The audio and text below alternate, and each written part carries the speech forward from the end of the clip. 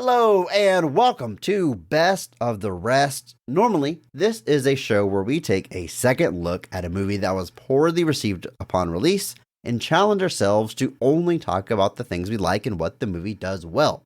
Today, we are talking about the brand new movie, Spider-Man Across the Spider-Verse. By all accounts, a very well-received film. This is a bonus episode that we like to call Best of the Best. My name is Chris Logan, and I am joined, as always, by my co-host, Andrew Williams. Andrew, are you ready to talk about some Spider-Man?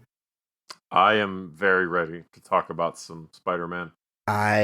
Same. For context, if you're not listening to this as soon as it drops, it is Thursday night. We saw this opening day. Is Thursday opening day these days? I mean, there's may as well used to be that you genuinely had to wait till like midnight Thursday night, Friday morning, but then they bumped it to like 9 at some point, and then now it's just full on like there's like no matinee, I think. There was like but otherwise screenings at like 10 a.m. today. It opened today.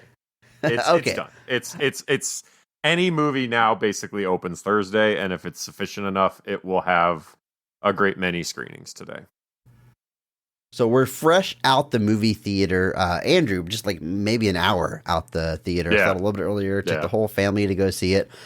We all love Spider-Man. We all love the first one. And I'm just going to tell you, we all love this movie. I've got so many positives to talk about. I mean, let me drop some. This isn't even a hyperbole. I love that first movie. One of my favorite comic book films. One of my favorite animated films of all time. In my opinion, this one already has blown it out of the water. I was absolutely floored by this movie. We're gonna talk about all the best performances and scenes. It's gonna be filled with spoilers. So if you haven't seen the movie yet, stop listening to us. If you don't want to be spoiled, go away. But I just want to get that up there up front that I freaking love this movie. Why did you click on a podcast called Spider-Man Across the Spider-Verse? You haven't seen it yet. What's wrong with you? Yeah, I'm not criticizing your life choices, but maybe take a step back and look inward. Also, thanks for the download, though. We appreciate that. Yes, it is appreciated. Download it and listen to it later. It's totally fine. We appreciate it regardless. But I'm just saying, or maybe you don't care. And if you don't care, that again, I can't help you with that. You might be wrong. And again, you may need to look inward, but it's okay. We still love you. Andrew, any first just big overall thoughts you want to get out there? I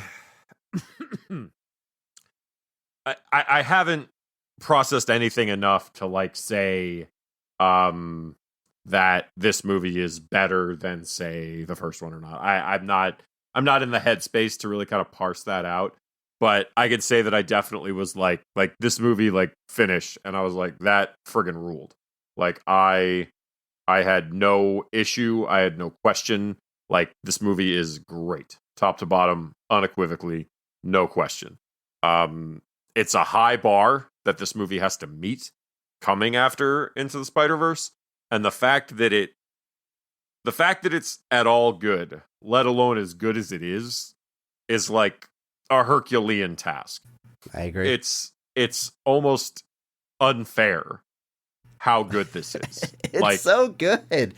It's unbelievable how well, like, the way it all comes together, because there's just so many moving pieces here. There's so much going on. There's so many characters. And yeah, a lot of them are tossaways, but even the new ones that show up briefly or the ones that have minor screen time, they're all, again, unique. They stand out. They're memorable. And the whole story, the way it comes together, the way it threads through the whole of Spider-Man's lore across the great many forms of media, it's unbelievable. It's if this movie were coherent at all, it would be an accomplishment. But this movie's not just coherent. This movie is great. Unbelievably so. That's really what kept going through my head on the way home. Like, the fact that you even remotely stuck the landing would have been impressive. You blew the landing apart. You crushed the planet. Like, the landing here is apocalyptic with how hard it lands. It's a great testament to the fact that the term fan service should not be an insult to a movie. There's nothing inherently bad about fan service because this is serving it up. Whether you're a casual Spider-Man fan or really deep in the lore, you're going to be picking up on Easter eggs and references, and it all works organically. It all feeds into the narrative, but it's just fun, and there's nothing wrong with that. In fact, it's very good, I would say. It's a good thing to be fun. Yes. Like, yeah, like, I'm not going to say that you can't overdo it, but like, and I think the instances where people are like, this fan service is bad, is when the movie just isn't working for them. And in that case, I kind of agree. When a movie's not working for me, and then there's also a bunch of fan service, it usually just kind of annoys me. Because it's like, okay, you didn't think about the movie before the fan service. You kind of thought about the fan service as this own thing, separate, and didn't bother to make the movie good. But in this case, you had this amazingly structured story that you were then able to just fill with Easter eggs. And I think it works immensely in that regard. Every time. It's always going to work way better in that situation. What would you say your headspace was going into this movie? I would describe mine as probably like cautiously optimistic. I was pretty confident I was going to like it. I love that first movie, but creatively, there's a few changes. We have different people in the director's seats.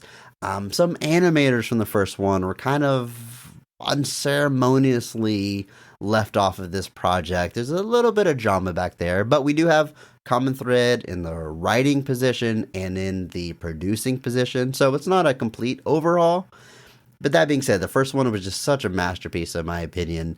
To see some of those changes, I was a little worried they wouldn't be able to recapture it, or that it just wouldn't feel as special to me seeing kind of the art style again, which after seeing this movie was very stupid of me to worry about that because it's always gorgeous every single frame. What a friggin' idiot. What were your thoughts going into the movie?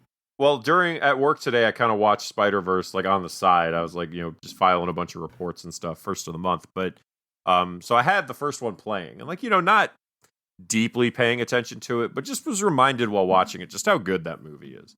The emotional beats all work. It hits you a lot, but it's all good. And the thing is, again, it's playing with this deeply. It's playing in this sandbox that for so long film studios were like terrified by. Because you hear all the time, we can't have two Batman. It's going to confuse audiences. There's always this discussion for years and years and years from big studios that they can't do things because it will confuse the audience. That was this.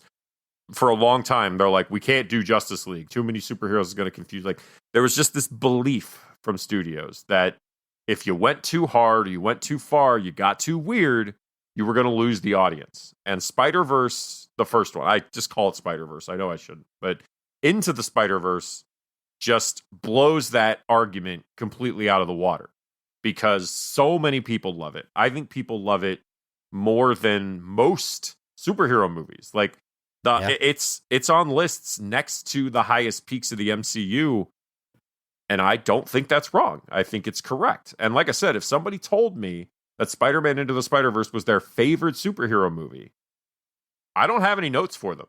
I don't.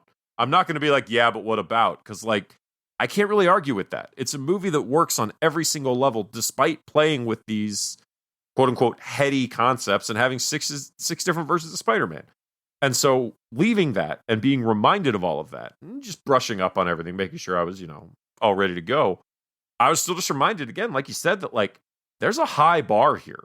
There is a tremendously high bar here. Now, I did see that the early word of mouth was almost universal acclaim. It was like 96 on Rotten Tomatoes when I looked. I didn't read any of the reviews, and that's another indicator to me that, yeah, I'm probably going to really dig this. And if you've got everybody that hard, you're going to succeed. And so there was a bit of cautious optimism, but I was also feeling like it was going to be good. This good? I don't think I was expecting that. But man, it's unbelievable. Like I said, it's almost not fair. Almost not fair. But thankfully, it's very fair. And we got to experience it. And now we get to dive into it. We already got that spoiler warning out of the way. Let's go ahead and jump in. Andrew, we are, of course, going to start with the performances of the film, starting with a high point. best casting, best performance of the movie, because every episode we recognize one person who goes above and beyond the call of duty, that they actually elevate the quality of the entire film with their performance. We recognize that person by giving them the Mark Strong Award. So, Andrew, who is getting a Mark Strong Award for Spider-Man Across the Spider-Verse? This is a very tough one because there's several really great performances here. And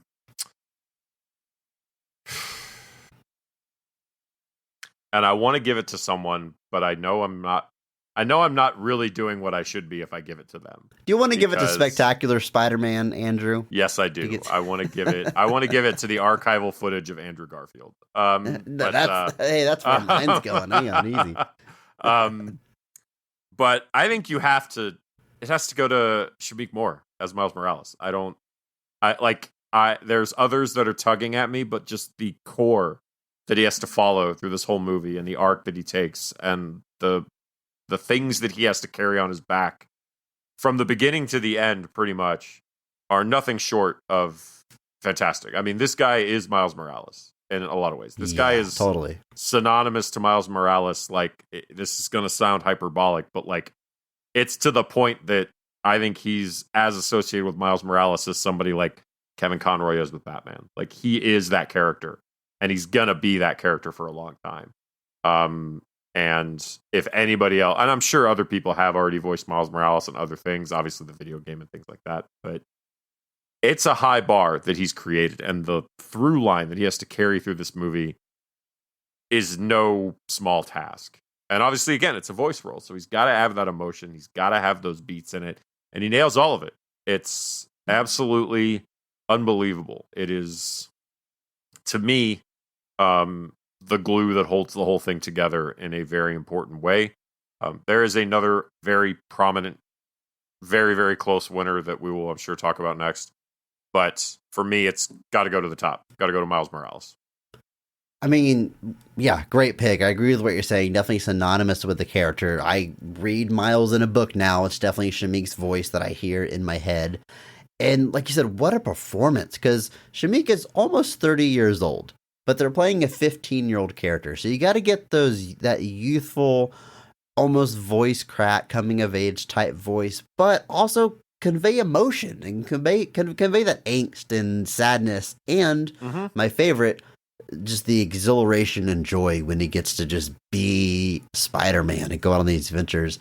So yeah, I can't fault you at all for going, like you said, to the top, to the main character of both these films. And I'm thinking back to that first movie too, and you know, I would probably go with Shameik in that first one. But both of these films, someone could say their Mark Strong Award winner is almost anybody up and down the cast, and I don't think it's a wild pick. So many of these characters, like you're saying earlier, even if they have reduced screen time, their personality comes across so strong, which is so impressive, especially in this movie, because we meet so many Spider-Man characters. They all have to have this certain archetype. Most of them are youthful, they're comedic, they got these through lines, but still very different from one another. It is incredible, both in the performances and the writing to make that happen. But Shameik Moore holding it down as the anchor of both films, very worthy of that Mark Strong Award. Personally, for this entry, I am giving it to someone else. But as I said, I know what you're doing. Get it over with. I'm not giving it to Andrew Garfield, but man, my heart was very happy whenever he was like front. Even though it was like a sad scene they were showing, the journey that Andrew Garfield's Spider-Man has gone on, to the initially warm reception, to the very cold reception after 2, to trying to being unceremoniously dropped from the role like Andrew Garfield was, and then ever since kind of like the build up to No Way Home has kind of earned his place amongst all the other great Spider-Men. It makes me very happy. I love seeing him in this movie. But no, my Mark Strong Award winner is Haley Steinfeld as Gwen Stacy, Spider-Woman. Ghosty, Ghost Spider, as I am used to calling her, because my son loves watching Spidey and His Amazing Friends, and she's one of the main characters there. But I think this performance is just so good. And there was a while into this movie where I was thinking like she might be full on the main character of the film. It definitely starts with her in the intro and a bit of a more prominent role than the last one, even though she was also a main character there.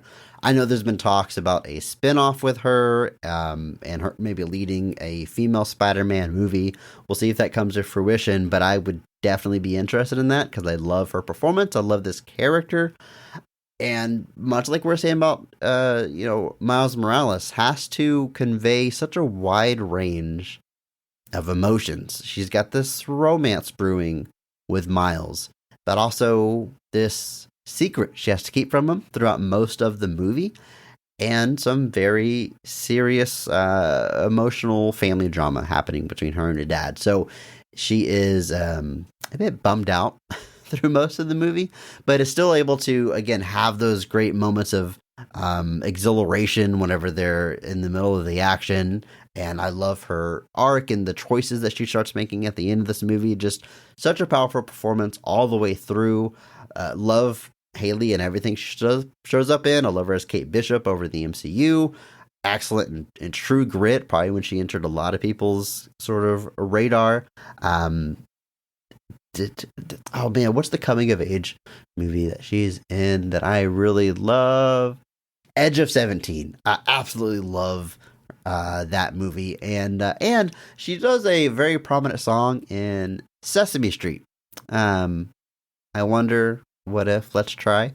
Go check it out on YouTube. It's very catchy. You'll stick in your head all week like it is mine. But yeah, love Hailee Steinfeld, and specifically love her as Gwen Stacy. She is getting my Mark Strong Award for this film. I think it's a fantastic pick. This is obviously the one I was struggling with. This was the other option. It was either one or the other. But like I said, Hailee Steinfeld is fantastic. I also want to shout out Bumblebee from 5 years ago or so. The first Transformers film, the soft reboot sort of the Transformers franchise. She plays the main Hubert in that film and does a fantastic job there. But yeah, she's doing a lot of heavy lifting here as well. She carried the first 20 minutes of this movie, basically a Gwen movie. Yeah, that cold open that you don't realize is a cold open until like the credits hit, the opening credits hit, and like, oh, okay, we're just getting started. It's basically Gwen's story in about, like I said, 15, 20 minutes. And I was like, oh, are we kind of going with Gwen for this movie? No, it's just a cold open, but it's an extended opening. But you find out kind of her deal. You find out what happened to her version of Peter. You find out like the falling out she has with her father, the ultimate recruitment into Miguel's program. You wanted to say cult, didn't you? I'm just saying, if you told me his last name was Koresh, I wouldn't be surprised. But that's a deep cut for you Waco fans. We have a lot of Waco fans. I love Waco, not man. that anyone should be a fan of Waco. No, that 20 minutes alone is a fantastic performance, and then she adds a whole lot more to it throughout the course of this film, realizing that she has been lying to Miles, and it's some gut-wrenching stuff that they have to convey, and it all comes off really, really well, and it's just fantastic. I don't know what else to say except that it's a fantastic pick. They're definitely the leads of the film, as it were, and they're both doing fantastic work bringing these characters to life.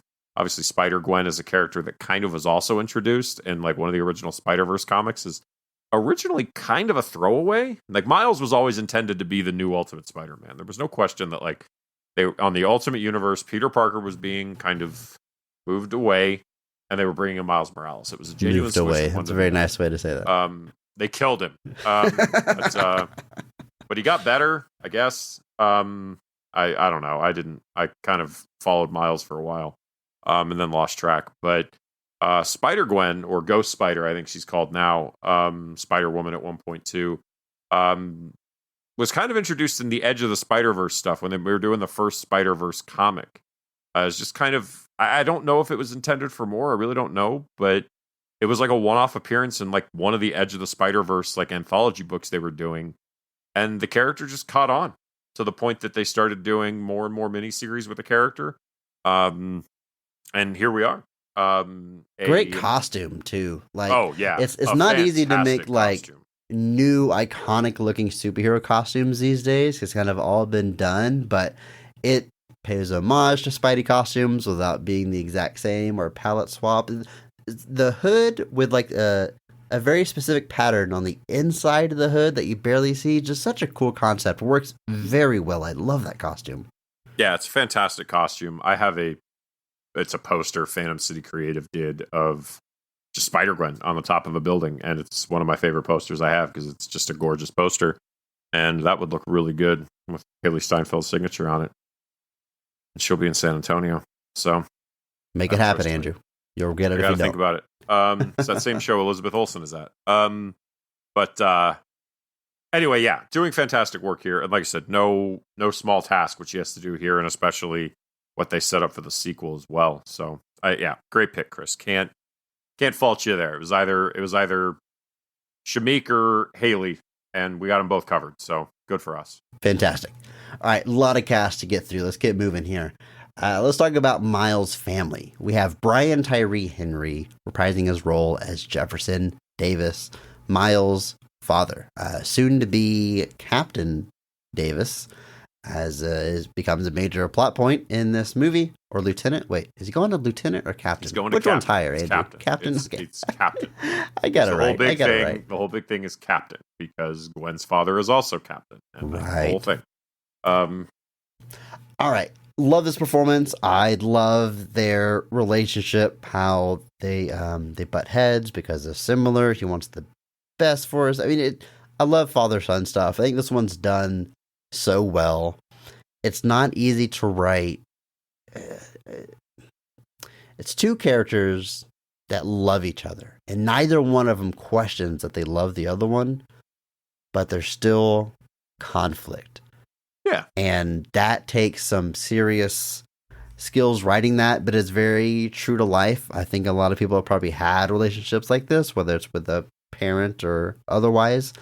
But I think the dynamic just works so well. It's so sweet, so touching. I love the conversation they get to have whenever he is in his Spider-Man costume. So Davis, his dad, doesn't know that he's talking to his son. Very nice, touching moment there. But yeah, just a lot of warmth in this character, in this performance. Just really good stuff. I agree. It's a great performance. I actually kind of forgotten that it was Brian Tyree Henry that did this, alum of the show, from our Eternals episode. Seen him in a bunch of stuff, but was a little. You catch on to the voice, but it wasn't immediately apparent to me that that's who it was. So watching the original. And then this, yeah, it's a great performance. Yeah, and like you said, the way they build that familial relationship between the three of them, especially in this one, creating all the tension between them and Miles, because Miles' kind of detached nature, because he's Spider-Man, is not gone unnoticed because the family is so close. It's so where the changes are obvious, and he in particular is doing a great job kind of portraying that kind of constant conflict he finds himself in of not wanting to be too close, but also not quite wanting to let go yet either. And kind of caught in between Miles and sometimes his mother's more, I was going to say clingy, but that sounds really mean. But his mom is even less eager to let go, to the point that she's like, "You can't leave New York. That's ridiculous." And, but yeah, either way, Brian Tyree Henry doing a great job keeping that anchored to the ground. Speaking of his mother, played by Luna Lauren Velez as Rio Morales. And let me say, if this movie didn't have such strong main character performances, I would be looking at Luna for the Mark Strong Award. As far as side characters are concerned, man, what a killer performance. Again, just like I was talking about with his dad, that connection, that love that they have. Miles it's a little bit easier for him to talk to his mom, it seems like, but still can't come out with the secret that he's Spider-Man until he finally summons the courage toward the end of this movie. And man, we will get to that when we get to it. But the conversation, the talk that she has with him before she says for him to leave and go meet up with Gwen, You're still grounded, but you can go out there tonight. She's learning to let go. The conversation she has with him about protecting the little boy that she loves is, it is really good stuff. And just this performance is just absolutely lovely. And I love that it's a bit more stepped up from that first movie. Just naturally kind of with Miles' story, the natural conflict of his dad being a cop. That's usually the relationship they lean into a little bit more, but his mom really getting some time to shine here, and Luna more than rises to that occasion. I agree completely. Like I said, we get a lot more. His mom has some prominent moments in the first one, but she gets a few more here. And like I said, again, we're kind of faced with that, Miles has got these ambitions for himself that, require him to kind of move away and move kind of not beyond his family, but understand that in order to accomplish these things, he can't quite stay tethered to them. And it's a tough thing for any parent. And I think it comes through extremely well. Luna does a fantastic job portraying that. And yeah, no notes. Fantastic. Before we get to all these spider people, let's talk about the villain of our movie here. The Spot. Who would have saw that coming? Played by Jason Schwartzman. Man, I love Jason Schwartzman. I love anytime he shows up in a Wes Anderson movie. It's probably what he's most associated with for most people. But that voice is so distinct. Fantastic Mr. Fox being one of my favorite Wes Anderson movies, and he plays one of the main characters there. Definitely where my mind goes when I hear his voice. But what a perfect fit for this character. And speaking of this character, man, we get like the origin. It's tied into Spider-Man. We saw him in that first movie, Andrew. He got hit with a bagel. The word bagel pops up when he gets hit in the head with a bagel. Yep.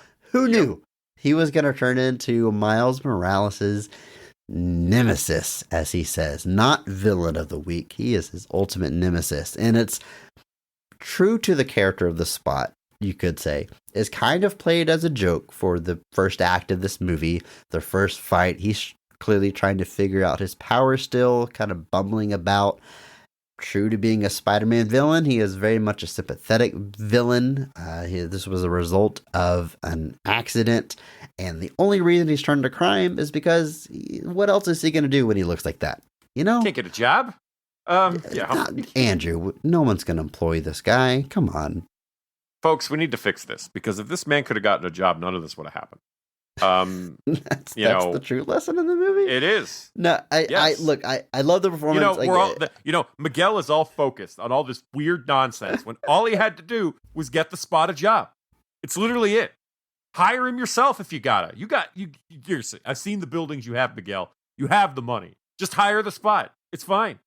Something tells me, Andrew, that the Spot wants more than just a job. I think that's one of the things that bothers him. But, something about no longer looking human or able to live a normal life might feed a little bit more into his decision to become a villain. But I love this performance. I thought this was if you told me on paper, hey, the Spot's the main villain, I think, oh, okay. Like I'm aware of that character. Yeah, sure. But it really feels earned by the end of this movie when you're looking at him as the big bad.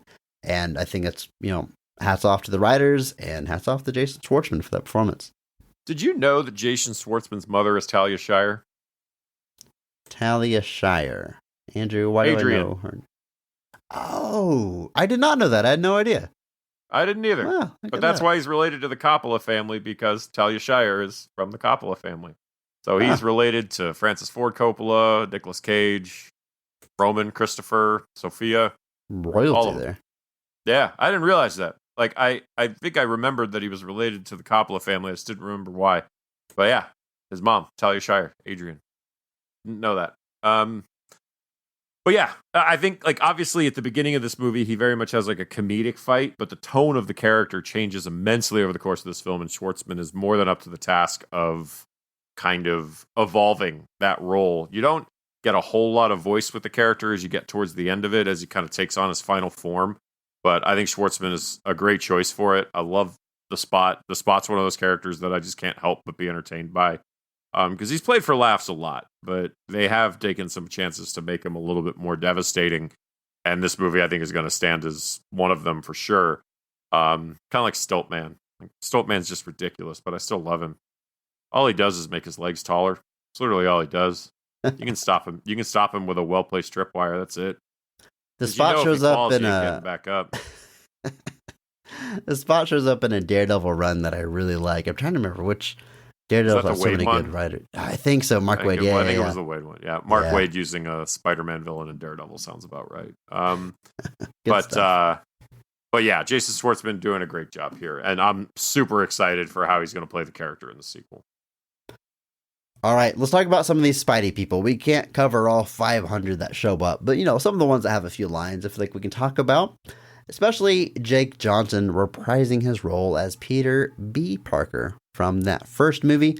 Jake Johnson, also an alum of the show, talked about him back on our Mummy episode, and look, it's great. I love the performance. We can talk about that, but Andrew, I kind of wish I didn't see any trailers for this movie or promotional material, which I didn't see a lot. I didn't run out of the theater if they came on, so I saw the teaser trailer, but it was no secret that Peter B. Parker would be in this movie and that he has a baby, baby Mayday making her big screen debut. But he doesn't show up till like over halfway through the movie, I think. I mean, it's pretty deep in the movie. And he's got such a great entrance. You hear his voice first, and he walks out of the shadows, and it's like a surprise that he has a little baby born on him. It would have been great to feel that shock, truly not knowing he was going to show up. I kind of wish I could have got that. But nonetheless, great performance, great use of the character. Yeah, I really like that. In a lot of ways, this movie has a bigger scope with the amount of characters that we see, but also a more narrow scope. I mean, there's no question that it's Miles and Gwen as the main characters, whereas that first one had a whole team built out we focused on. Yeah. But it's really them two, and everyone else is kind of firmly in that supporting role, including Peter B. Parker this time around. But Jake Johnson, just such a perfect choice to play this Slacker-esque version of Peter. I loved him in that first one. Love him here. Love him as a dad. The way he's obsessively showing people pictures of his kid that the other people don't care about. I'm a dad. I know that I do it. I was going to say, you have no idea what that's like, right? I know that, that super cute face that you finally got a picture of, only you care about it. But, I'm going to show people anyway. Very much related to that. But I love where this character has gone. I love seeing him again, and great stuff. Yeah, he's not in this movie a whole lot. Like you said, he shows up pretty deep into the proceedings.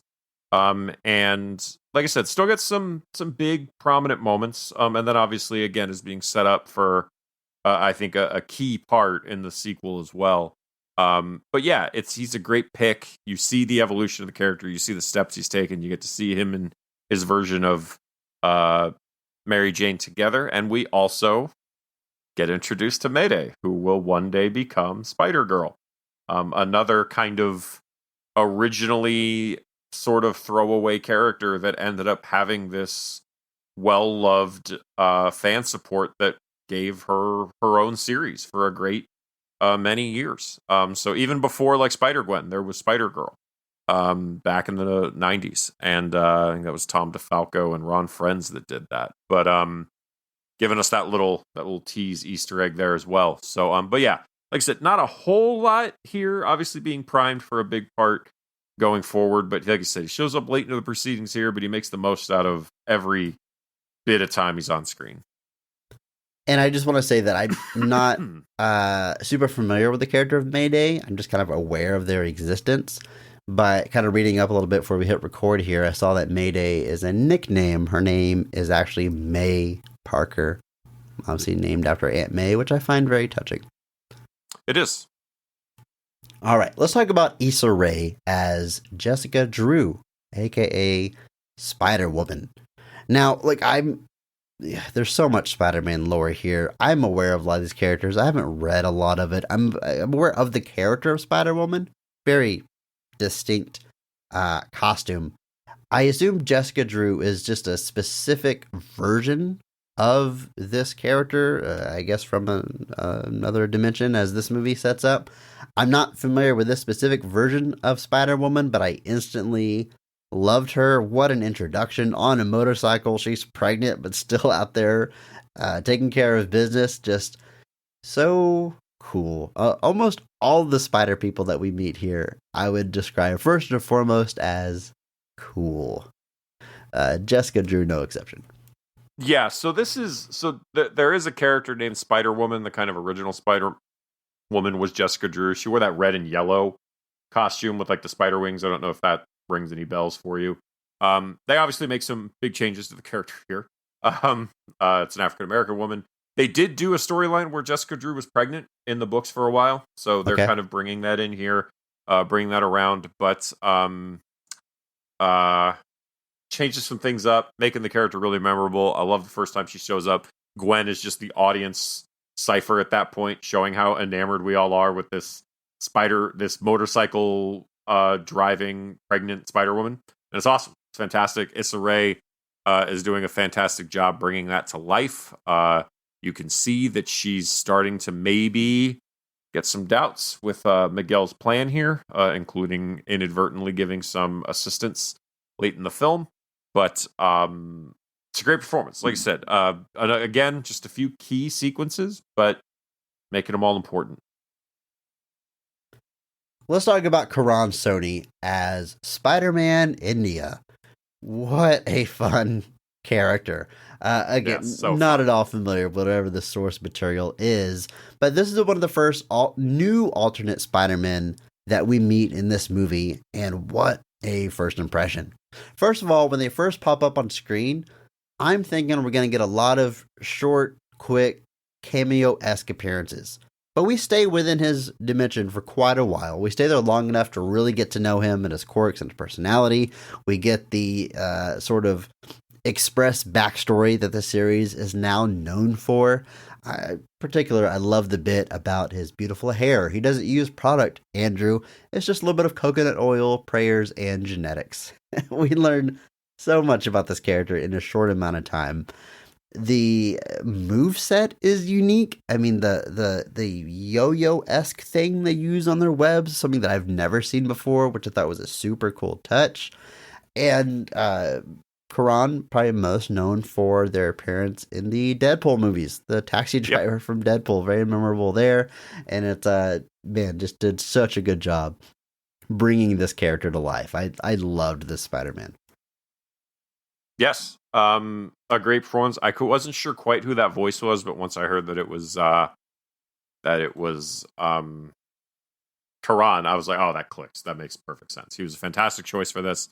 My friend told me it was Kumail Nanjiani. I was like, no, it doesn't quite sound like him. But yeah, obviously Karan is the Deadpool cab driver, I think is definitely the first thing people may know him for. But yeah, he's doing a great job here. This is another one where he seems to again be primed as part of the sequel, which I'm glad. Character stands out. He is unique. He has a very cool look.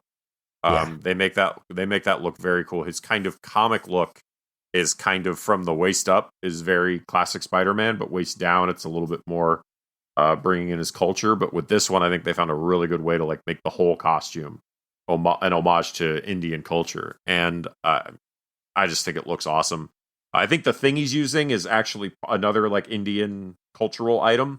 The kind of I don't think it's a yo-yo exactly, but I said yo-yo-esque. Okay, I clearly don't know what it is, but that's the closest I can approximate it to. But either way, it's what could have easily been like a blink and you miss it cameo. He gets a sizable role here. It's a very important scene because it is what ultimately gets Miles taken to Miguel's totally not cult compound. And it's fun. It's just a great fun version of the character.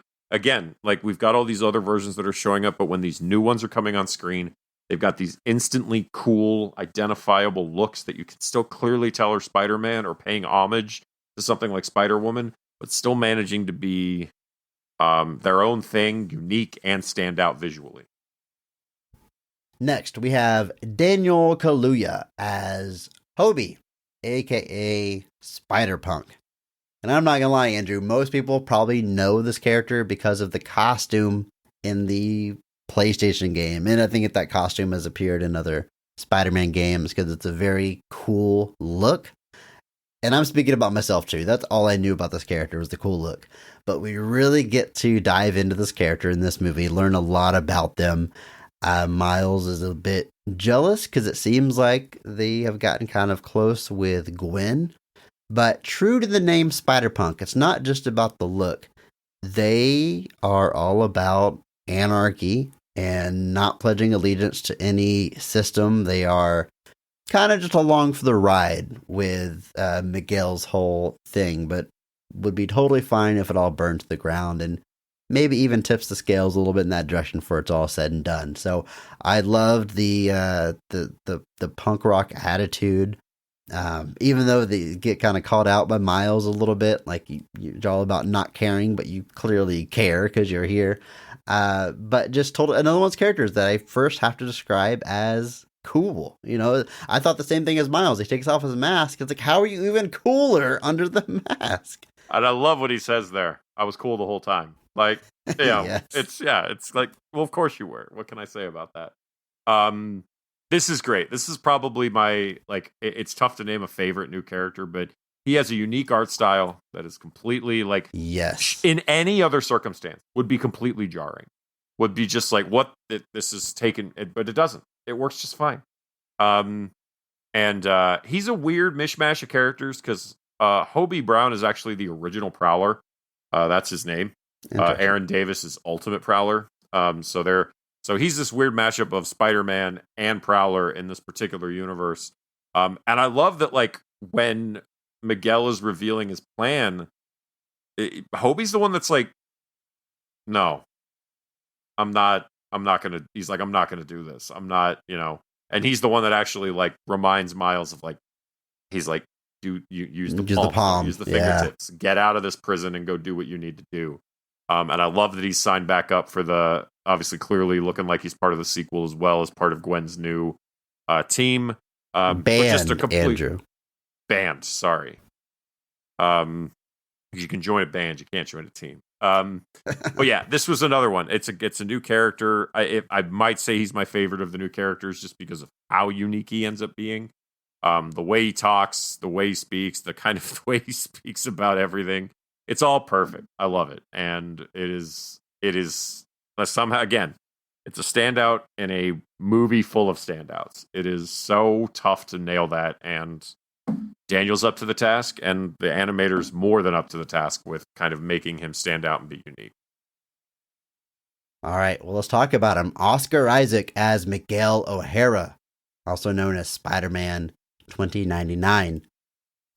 Now, a pseudo-villain of the piece, ultimately, I think you can describe his role at. I don't think it's too far-fetched. And after seeing this movie, I go back and look at some of the posters, and this kind of hinted at, even in some of the promotional, with him sort of aggressively reaching out towards Miles, which I did not really see coming going into it. Now, there's a lot to unpack here. First of all, I think Oscar Isaac is reprising this role, because I do think that is him in the post-credit scene of the last movie. I think he's voicing it there. Very cool. It is, yes. Great pick for this character. Oscar Isaac. Everyone loves Oscar Isaac. Just generational talent. Very, very good. Alum of the show as well from X-Men Apocalypse. Yep. But this character here, here's what I know about Spider-Man 2099, Andrew. I know that was a title launched in the 90s. During not the best period for comic books. Comic book companies kind of started chasing that collector boom where old issues started being worth a lot. So they launched a lot of new titles, new number ones. And this was an attempt for like an onboarding for anybody can jump on board and read a Spider-Man. It's not Peter Parker. It's just alternate timeline or deep into the future. I'm not sure if it's the same canon, but either way. You know, this brand new, edgy, very 90s type character. Spider-Man 2099. Cool new look. And it wasn't a hit. I don't think it lasted terribly long. But over time, this character has sort of gotten this cult following, I think. In no small part, probably due to that pretty cool costume. But since that title came and fizzled out, I know the character's popped up in various video games and storylines. That costume comes up and over again. that's about all I know about the character, though. It was this kind of weird thing they tried in the 90s. I don't know anything about their characterization and them kind of being in charge of policing the multiverse, sort of the Owen Wilson role from Loki. Is this something from the books, Andrew? Wow. Look at all these Spider-Men. Wow. Wow. I would say like the policing the multiverse thing. I can't really speak to that, but at the same time, this is a character who lives in his own universe and yet has ended up in the mainstream Marvel universe several times. Everyone so does. it's not like he's against that. And there is a period of time where he gets stuck in the present day Marvel universe. He kind of comes back around, and that happens quite a few times. What I mostly know is the minute he showed up on screen, I was like, man, this dude looks dope. He's just looks so cool. But he's another character that, Marvel 2099 was an initiative to, it was this weird initiative. It was an imprint that was originally like one of those possible futures of the Marvel universe. And then was eventually revealed, I think it will be the future. And it was Doom 2099, Punisher 2099, and Spider-Man 2099, which Marvel's big three, yeah. Yeah, and then eventually Ravage was a new book. And then they eventually did more, like there was a Fantastic Four and a Hulk and an X-Men and stuff. But Spider-Man 2099 ran for almost 4 years, which pretty impressive in the grand scheme of things. It was one of those things where you were kind of like, oh, we made this stick around for a while. And it is one of those characters that kind of, again, got a cult following. People kind of gravitated to it, and eventually were kind of like, it was Peter David writing it. Peter David is a great writer.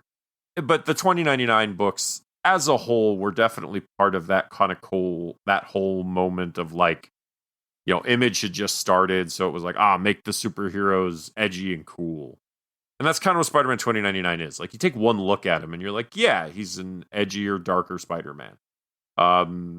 And that's kind of what he is, like, for lack of a better word, but that doesn't mean it can't be good. And Peter David's no slouch. So he made the character pretty memorable and gave it this kind of lasting legacy, to the point that I almost want to go out and buy. They just did an omnibus of that entire first run, and I almost want to go get it just to be like, give it a shot. But, you shouldn't spend $100 on a book when you're trying to give it a shot, Andrew. You should borrow it first from your local library. But yeah, he is. So it is Oscar Isaac. Like I said, he is essentially the antagonist of the climax of this film, because he's basically telling Miles, he's like, these bad things are going to happen because they have to happen, and if they don't happen, it destabilizes everything. Kind of. I can't really talk about it, but I just saw Flash yesterday, and seeing this today, talking about timelines and universes. I was like, this is too much for my pathetic human brain. But just a great menacing performance. Like, Oscar Isaac, like, really gives that character the grit that he needs, and makes you, and then just the way they portray the character, just like as a monster, like a force of nature, really, just with the way his suit works, the way his powers work, because he doesn't really stick to walls. He clings to walls with his hands, with his claws. And it's like, oh, that's terrifying. And so they do a great job bringing that in here. I think he is a great pick as a character to lead this, because he very much can be that kind of ends justify the means type of character. So, these moments in time have to happen so that the bad stuff, so that the greater good, for the greater good, as Hot Fuzz taught us. And I guess it makes sense for a character from the future to have the technology to get this thing up and running. Yeah. All right, there's so many more Spider people we can talk about maybe during these scenes. The last one I personally want to shout out, though, I just love this casting and whole idea behind this. Andy Samberg versus Ben Reilly, Scarlet Spider. Particularly funny because, one, he's very over the top and dramatic with the performance and narrating about how sad he is. Ben Reilly, again, not super familiar with Spider-Man lore, but I do know this character is prominently featured in the Clone Saga, which is a infamous Spider-Man story. We will say that. So, much like Spider-Man 2099, Scarlet Spider has had his ups and downs in fans' popularity and maybe had a bit of a redemption in recent years, but mostly, I mean, they're kind of going for the joke here with the whole super dramatic thing. Towards the end of this movie, when Gwen starts protecting Miles and taking some people out, Scarlet Spider is the very first one that she takes out. Dispatched of very quickly. Yes. So Ben Reilly was originally a subject of an infamous story, as you call it, called the Clone Saga, where it was revealed that at some point in the past, Peter Parker had been replaced with a clone, and that this Ben Reilly gentleman was actually the real Peter Parker, and the Peter Parker that you had been reading about was actually the clone. As you can imagine, this went over very well. Now, whether or not that was going to stick, whether or not it was just fans kind of getting ahead of themselves again, who knows? The only ultimate result that you really need to worry about is that it was eventually switched back. And it was revealed that Ben Reilly was actually the clone the whole time, and Peter Parker was actually Peter Parker. And just the way comics work, I feel like that was always going to be the point. But it's a story that, I think people generally kind of accept that the story kind of drug out for too long, went too far, but people thought there was some value to the character. And so he's another character that's managed to kind of swing his way back in. See what I did there? Swing his way back very in. Nice. Very nice. And it is I love the way they play it. First off, I love his look. I love that he looks like he's drawn off a 90s comic book page the whole time. Yeah. Like, I think that design of it is particularly good. It looks like Todd McFarlane drew this character.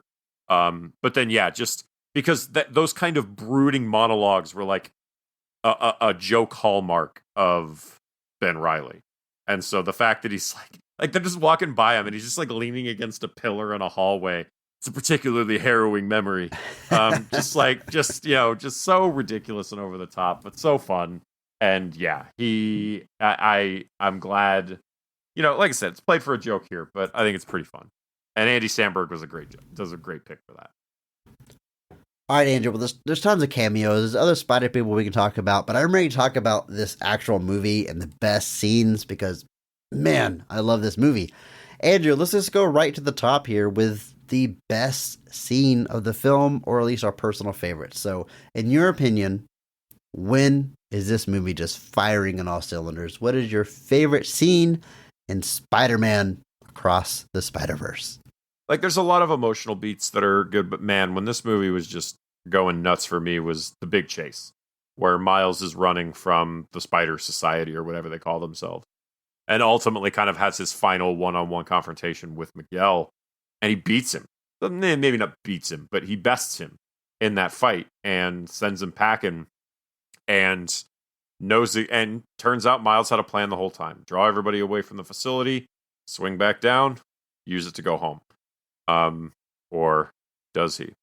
But this whole sequence, it's just littered with Easter eggs. They're everywhere. They're every single possible Spider-Man you can think of. The only one I think I didn't see in this one was maybe the Fox Kids Spider-Man.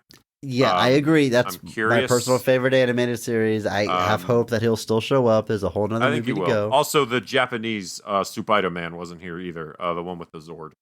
Right. And I was told he'd be here. So I'm hoping he's in the sequel. Leo Pardon, his giant robot. But this is just a blast. Like you said, it's full of cameos. It's full of tons of Spider-Man action as he kind of disappears. We get a few brief moments where like Peter tries to talk to him and explain to him that like, this isn't what I thought it would be. This isn't how I thought it should go down. And I'm trying to I'm on your side, but he can't really get past the fact that like Miles very justly feels betrayed by all of this. And I think that's a completely valid feeling. Like in that moment, I'm just like, wow, you guys suck. Like I was mad for Miles. Yeah. In that whole scenario. It was something that they, talked about him and hadn't even talked to him about. But I love all the action here. I love the final confrontation against Miguel, where he bests him and then kind of tricks the whole system into getting back home, so he thinks. And it's the culmination of the whole movie. We've built to this. The tension with everything that's happening kind of builds to this big chase with Miguel, and it lives up to it. It's bright, it's colorful, it's ridiculous, it's insane. Every single possible Spider-Man you could think of cameos somewhere. And this, like I said, it all caps off or kicks off, and that's when Hobie is just like, I quit. I ain't doing this. I'm not gonna be, not so much I'm not gonna be a part of your system, but just I don't believe in what you're doing anymore. And it's all great. It's cool. I love all the cameos. I love the action. I love the emotional beats. And then the big moment where Miles is like, everybody's telling me what my life is supposed to be. I think I was in the trailer too, but just that idea where Miles is finally like, I'm going, everybody keeps telling me what I should do or how I should be. And I just got to do my thing. And, so I'm going to try to save my dad. And if I can't, but I'm not going to not do it just because some ninja vampire Spider-Man says I can't. Yeah. Because, screw that guy. Screw that guy. Great pick, Andrew. Man, this action scene is just absolutely exhilarating. And it's a great pick for best scene because it does, man, probably the biggest strength of both of these movies, but this one in particular is its ability to juggle so much without ever. These movies are so ambitious, but like it also sticks the landing, and it's so rare that you see that. It's able to actually handle everything it's throwing at you. All these characters, all these cameos, a exciting action set piece that also pauses for character moments and pauses for comedy moments. I love whenever like he ends up in a room full of Spider-Man and one of them says, "There's nowhere for you to go." And then he jumps out the window, and they go back to that room. He's like, that's on me, guys. That's my bad. It turns out he had somewhere to go. And then the chase keeps on going. There's those little comedy beats throughout that just keeps it exciting. And it ends up, I mean, we're in a world that we don't really understand. It's Miguel's world. It's in the future. They're on this train that's traveling straight a bullet train that goes up in the air. To the moon, man. Is it going to the moon? It's going to the moon. It says so. Oh, I missed that. They're on a train to the moon. How about that? This movie really goes places. I wish. It all feels... Yeah. It handles it so well.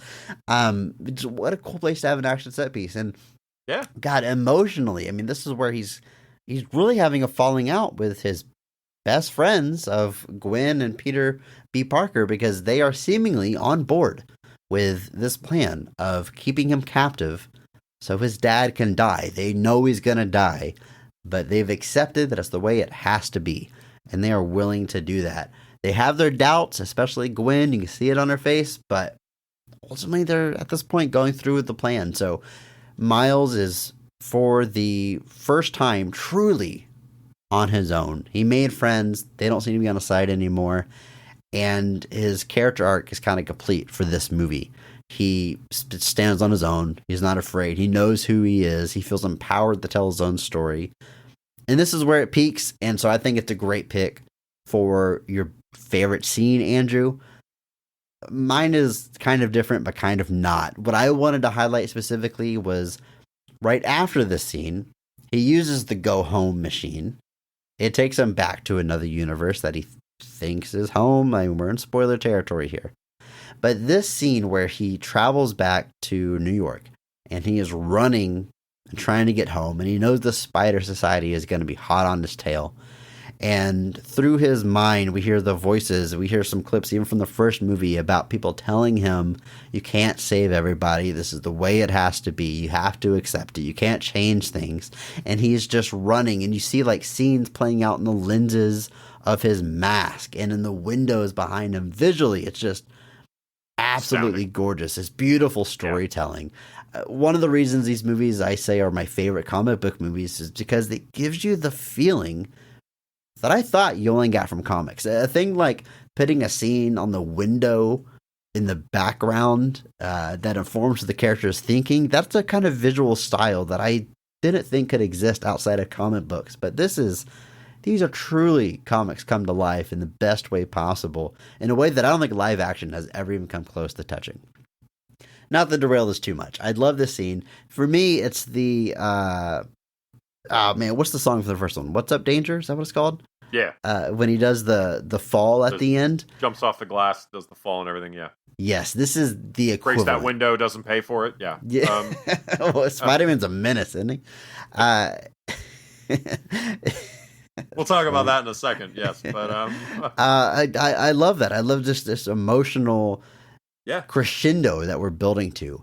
And he safely gets back into his room, and like I said, his story arc's complete. He's gathered the courage to be his own man, tell his own story.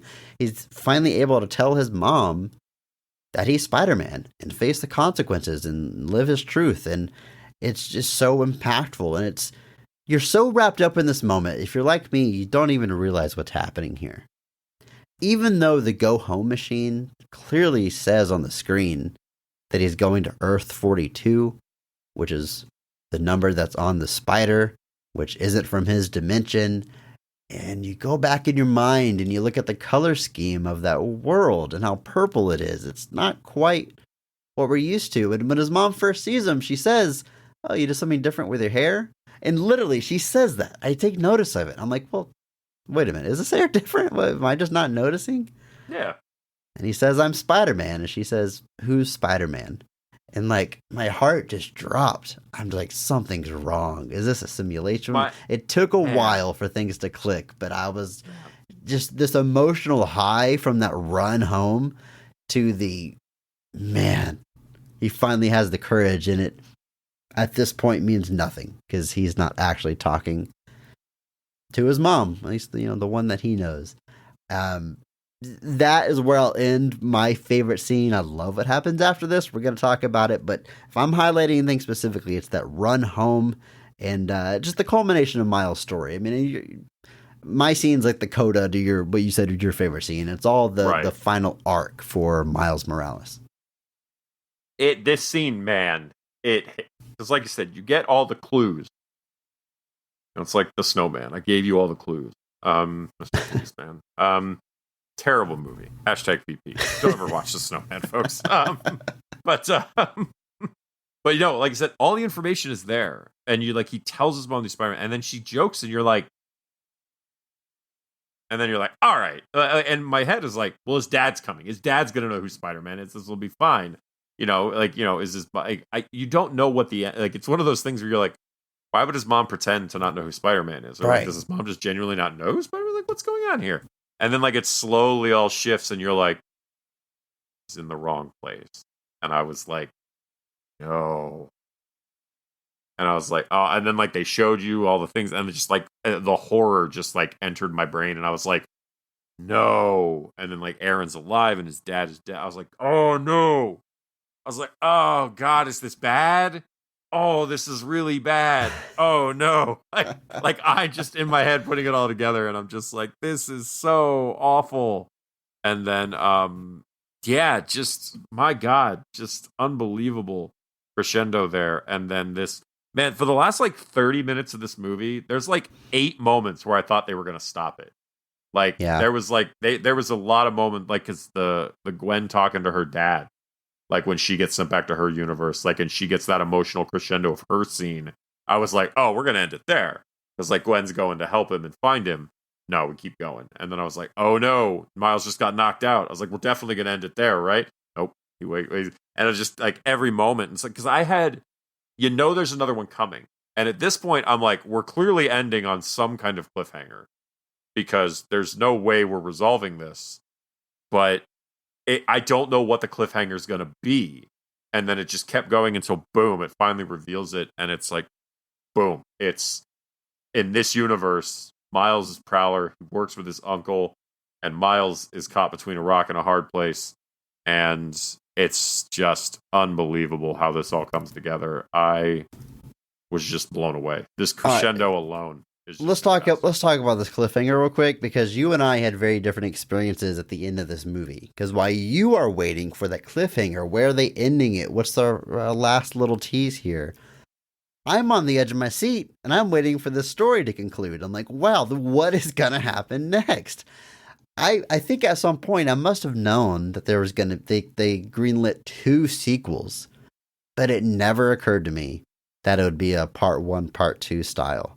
I thought everything was going to be wrapped up. Maybe a tease for a sequel, but by all means, I thought this conflict was going to be wrapped up. Spider-Man, Miles Morales has to make it home. I'm still waiting for that. And I'm on the edge of my seat. Oh, there's an evil Miles Morales, a prowler Miles Morales. This universe doesn't have Spider-Man. Bad Miles Morales looking pretty cool, by the way. And I am excited. And good Miles Morales also doesn't look cool. They both look very cool. I love seeing the way they're drawn. The personality is totally different. I think I'm fascinated by that. But to go back to what I'm experiencing here, Gwen Stacy realizes what's wrong, and she starts recruiting a team. And she says, "We're gonna go save Miles." She decides to form her own band, as she calls it. And we see Spider-Man Noir, which I didn't think we were going to see. I was like, okay, Nicolas Cage, he's hard to get. He's conveniently, we're not going to think about him. But you see him at the end. And I'm like, well, this is awesome. Let's do this. I'm ready for the finale. The screen goes black. And in yellow comic book letters, it says, "To be continued." Theater's a little quiet as that moment comes up. And Andrew... I'm there with my family, with my kids. There's kids in the theater. It's a kids movie. I said rather loudly, unintentionally, "What the f-?"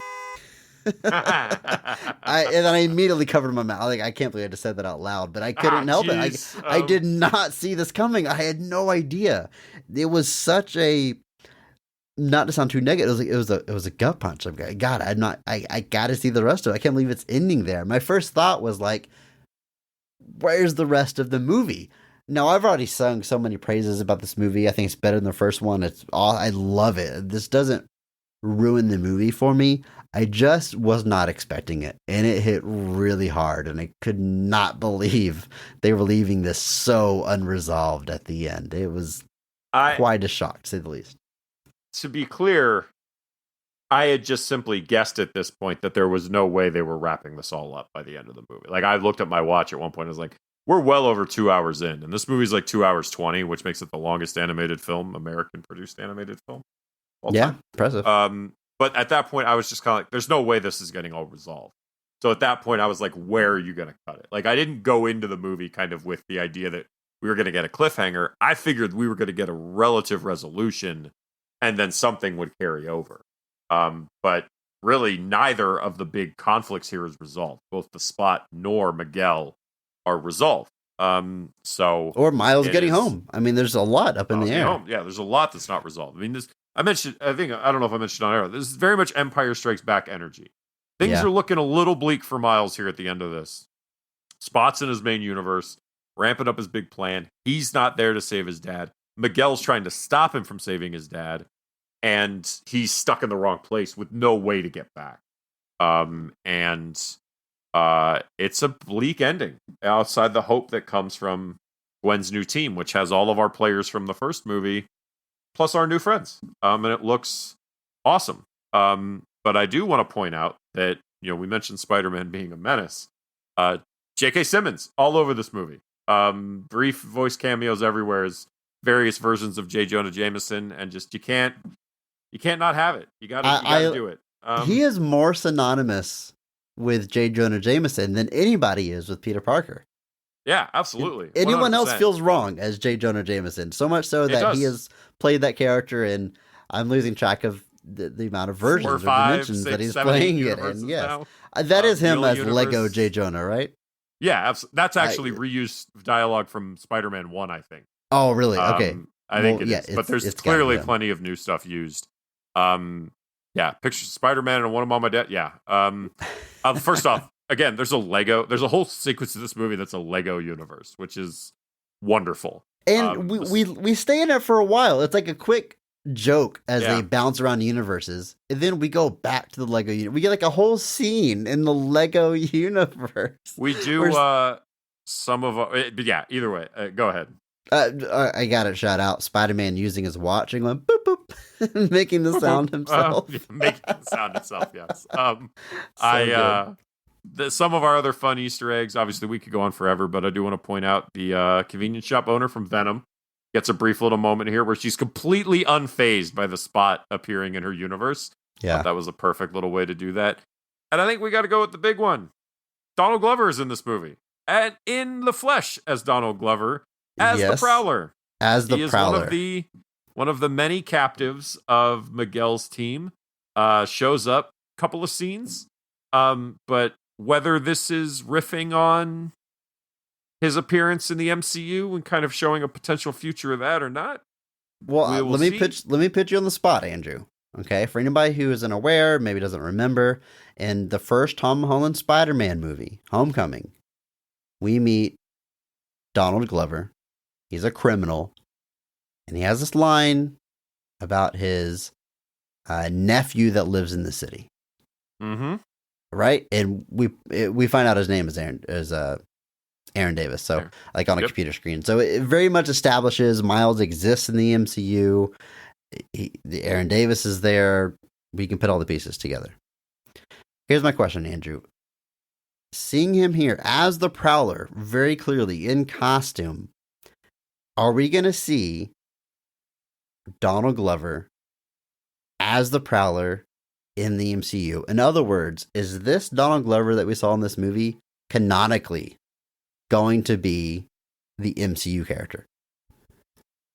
Or is it just a fun Easter egg, Andrew? Yes. You gotta commit. It's not fun if you don't pick one. It can be both. Like they haven't decided yet if it's gonna be a thing. I think I would err more on the side of Easter egg with the option to fold it in if you choose. Interesting. Okay. I think you can have the best of both worlds by basically being like, here it is. Kind of like that Sinestro scene at the end of Green Lantern. If we never get to do it, all right. at least you kind of got it here. But if we do want to do it, now we've kind of whetted your appetites a little bit for it. But Good callback. I think that's I mean, obviously the Green Lantern scene was supposed to lead to more. It's not the best example, but it's that thing where, like, in hindsight, you're like, I'm glad we at least sort of got it. But, you know, should they never get around to it, then at least we kind of have this to be like, hey, that's kind of fun. I would err on the side of fun Easter egg with a chance to do more with it if you want. Like, obviously the MCU movies, like, you've got the Spider-Man games that are kind of a really good template for Peter and Miles existing concurrently. So It's not out of the question to potentially go down the path of having Miles appear in the MCU alongside Peter Parker. Could have some fun. There is some fun to be had with that, but we'll see. Speaking of that video game, Andrew, one of my personal favorite cameos, we saw the Insomniac, as it's known, Insomniac spider suit in the first one. Just we saw a bunch of Spider-Man suits, and one of them was from the video game, which I thought was very cool. In fact, I remember reading that Insomniac devs had no idea they did that until they saw the movie in theaters, and they were very what's the Chuffed. word I'm looking for? They appreciated it. Oh, this is probably a better word to say that. But here we get full-on video game Spider-Man, voiced by Yuri Lowenthal, who is the voice in the video games. And I love his performance as Spider-Man. I think Absolutely. it is... I mean, I don't know. It's up there. There's been a lot of great people that play Spider-Man, but as far as voice performances go, that one might be my favorite. That one might be the one I hear in my head when I read the comics. I first heard him play Spider-Man way back on Marvel Pinball, also known as Pinball FX2. They have a Marvel series of tables. They have a Spider-Man table, and he voices Spider-Man, and he does a very good job on it. No joke, playing that game, I don't know, 2010, way back, I was like, this is a really good Spider-Man. No, I'm dead serious. So I'm so glad he got the role, the expanded role in the Insomniac video games. But yeah, it was nice to have him voice the character in this movie. It's just so cool where they're able to go with this premise. Yeah, and I mean, there's tons of cameos. Spectacular Spider-Man, voiced by Josh Keaton, does appear here as well, voiced by the voice actor who did it originally. We see the guy from Spider-Man Unlimited appear briefly. We have that costume show up. And there's just so many callbacks. There's dozens and dozens of voices in this movie, and they're all fun. I do want to shout out just a couple more scenes because we're already running a little bit long here. But the intro, I mentioned it before, but the Gwen Stacy centric intro. Exactly where I wanted to go next. It's fantastic setup for that character. Gives you all of the missing pieces. The backstory is implied heavily in the first one. You kind of get what you need. This one gives us the whole piece of it. We see how Peter comes to pass away in her universe. We kind of see the guilt she feels over that. Because what basically happens in that universe is Peter turns himself into the lizard. And Gwen has to fight him because he goes on a rampage, and Peter ends up perishing in that battle. But he basically tells her, I wanted to be special like you. And so that's a guilt that she's going to carry the rest of her life because she feels responsible. And then ultimately, her father, very similar to how Miles' father sees Spider-Man with Aaron's body, her dad sees Gwen with Peter's body and assumes that Spider-Gwen killed him. And so that leads to more tension there. And why she has trouble associating with other people and making friends and all these things. And it's just so wonderfully done. It's like I said, it's not short. It's like 15 plus minutes. But it's just a Gwen-centric story, and I think it's first necessary for the way this movie chooses to go. But also, it doesn't feel like it's holding anything back either. Like, it doesn't feel like I'm waiting for the movie to start. I'm watching something important, and it never feels like it's not important. So it's great.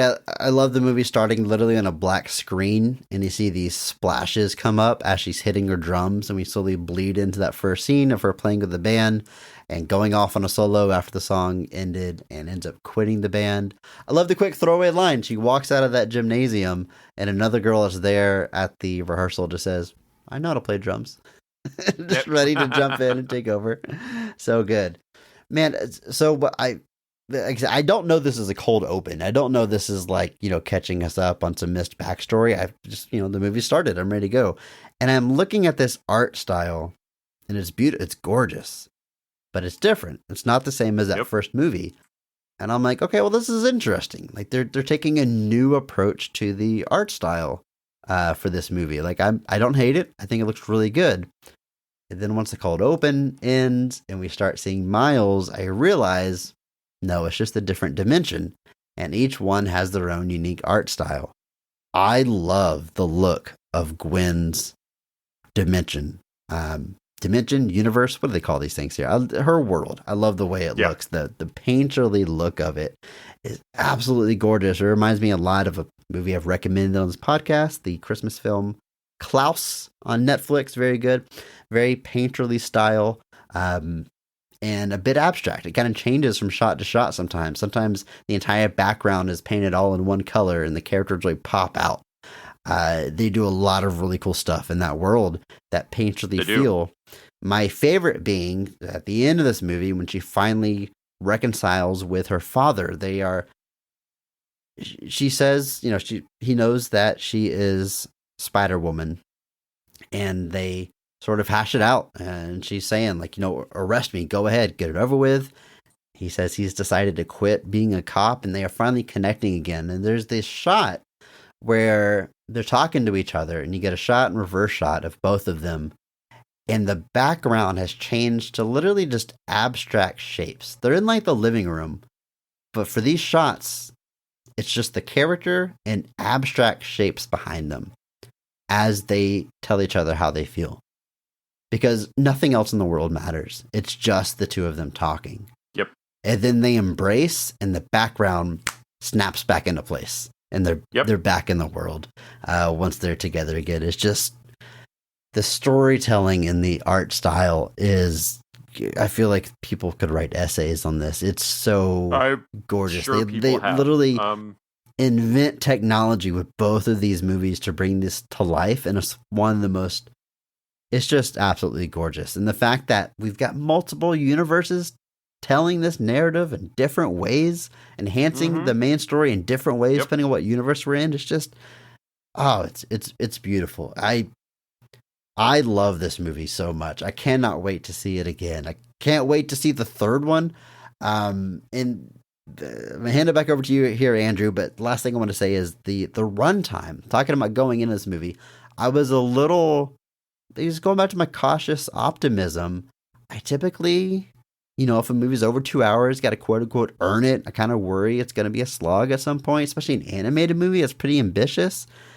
This movie felt like it was maybe 90 minutes. It was like I was not ready for it to end. Clearly, as I mentioned earlier, through real fast and not in a bad way. No, so good. It is. Every scene matters, and every I'm reminded of a very famous YouTube channel about with film essays that is titled excuse me, I got to get this right. Every frame a painting, because literally just about any still shot from this movie is just art worthy of hanging on your wall. Great stuff. I don't know if you saw The Fabelmans. No.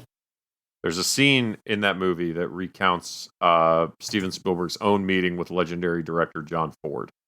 Directed Who Shot Liberty Valance, amongst other tons of classic films.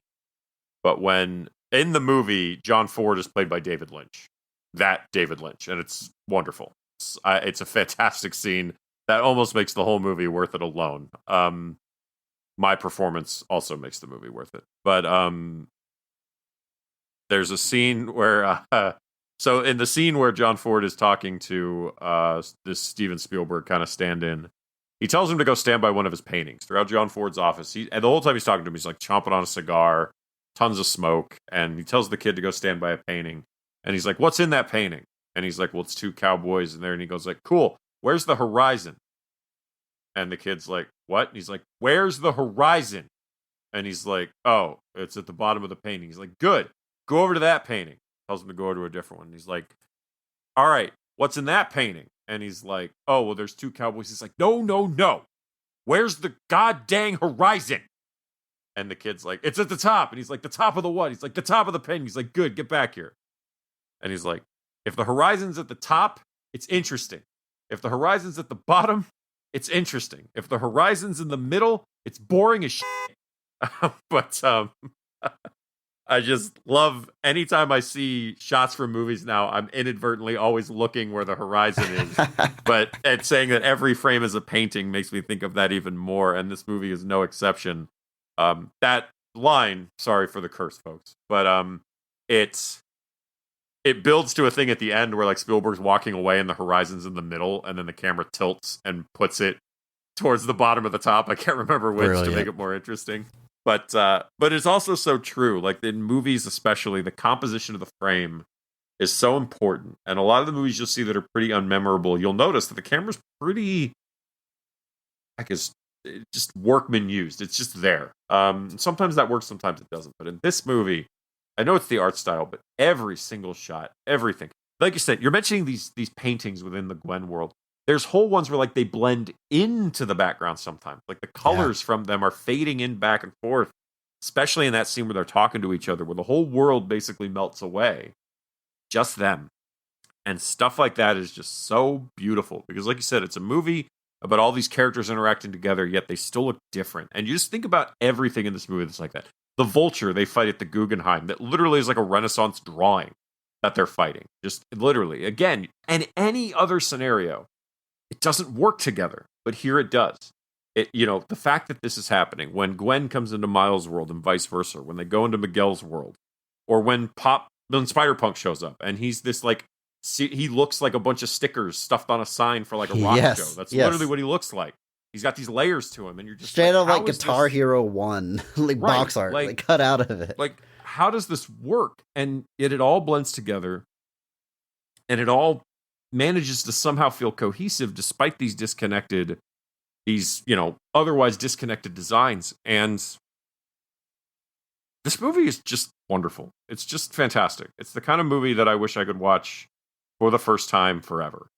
I was just enthralled from start to finish. I was, like you said, you're never, like sometimes when I'm watching a movie, I'll look at the watch and I'm like, because I'm looking at the watch because I'm like, how much longer do we got here? With this one, I looked at my watch mostly to just be like, God, how much longer can this go? Like, I was like, we've got to be getting close to the end. Looking at the watch because I don't want it to end. Yeah. Like you said, because it's so good. And this is setting itself up. Like I said, if they even remotely stick that landing, you're probably looking at the most solid 3 Spider-Man movies they've ever made in a single story. Because that first one, I don't know if this is where they were always going to go. The first movie does button itself up pretty well. They even said the Spot wasn't the original intended villain, but Avi Arad kind of recommended using the Spot, and then Lord and Miller were like, why not the Spot? And exactly, guys, why not the Spot? Why not? But if what this about comes Spot? together at the end, what about him? if this even remotely comes together in the end, you're looking at a fantastic story that has really pushed the limits of what animation can do. Like, again, these are rules that like 10 years ago, somebody would have been like, you can't do that. You can't make a movie where every single world looks different and all of the characters are drawn differently and they don't look. He's like, you can't do that. That's ridiculous. That will confuse the audience. And I'm very glad to, at bare minimum, now be in a world where something like this can exist, because I just can't help but feel that there was a time not that long ago that nobody would have said yes to something like this. No major studio, at any rate. And the fact that it's happening, and that it's Spider-Man, and that it's Miles Morales and Spider-Gwen, that just makes it all the sweeter. Yeah, I agree. Like, on a base level, I'm just glad it exists. I'm glad something ambitious like this is being put out by a major studio. But the fact that it's some of my favorite animated films, truly very sweet icing on the cake.